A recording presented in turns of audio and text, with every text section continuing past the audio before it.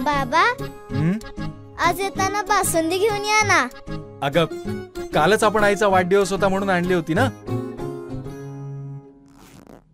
ऐकलं, गोकुळची बासुंदी पुन्हा खावीशी वाटतेय। खरं सांगू, मलाही खावीशी वाटतेय।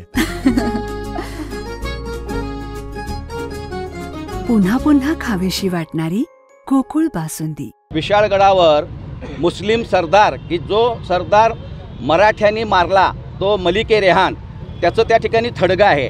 त्या थडग्याचं रूपांतर दर्ग्यात झालेलं आहे। जशा पद्धतीनं प्रतापगडाच्या पायथ्याशी छत्रपती शिवाजी महाराजांनी अफजल खानला मारलं, त्याचं थडग्याचं दर्ग्यातलं मशिदीत रूपांतर झालं होतं। आणि त्याच्या विरोधात जसं आंदोलन उभा केलं होतं, तशाच पद्धतीनं हिंदू एकता आंदोलन आणि विशाळगड मुक्ती आंदोलनाच्या वतीनं आम्ही त्या ठिकाणी जे उदात्तीकरण झालं आहे त्या उदात्तीकरणाच्या विरोधात, म्हणजे जो गड बाजीप्रभू देशपांडे आणि फुलाजी प्रभू देशपांडे यांच्या रक्तानं न्हायला, तो गड हजारो कोंबड्यांनी बोकड्याच्या रक्तानं त्या ठिकाणी गड न्हायला जातो, तो संपूर्ण गड अपवित्र करायचं काम चालू आहे। या विरोधामध्ये महाराष्ट्राचे मुख्यमंत्री आणि वनमंत्री यांना भेटून आम्ही निवेदन दिलं होतं आणि वेगवेगळी आंदोलनं केली होती, मेळावे घेतले होते, मोर्चे काढले होते। आणि त्याची दखल घेऊन राज्यानं सरकारनं निर्णय घेतला की ते अतिक्रमण जे आहे ते ताबडतोब तोडा। आणि तोडायला सुरू केल्यानंतर काही भक्त त्या ठिकाणी कोर्टात गेले आणि कोर्टातून त्यांनी जाऊन त्याच्यावर स्थगिती मिळवली। परंतु कोर्टाने आदेश दिले होते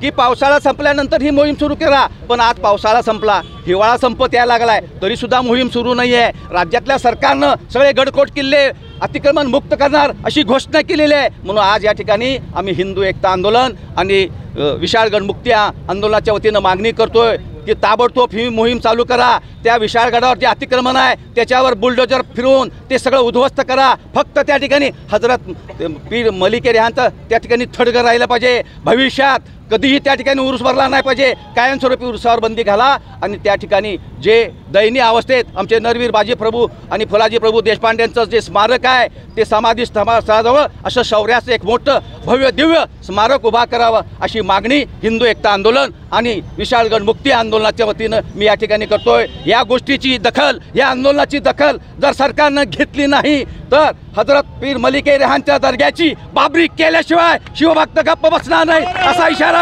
या ठिकाणी देतो। जय हिंद, जय महाराष्ट्र।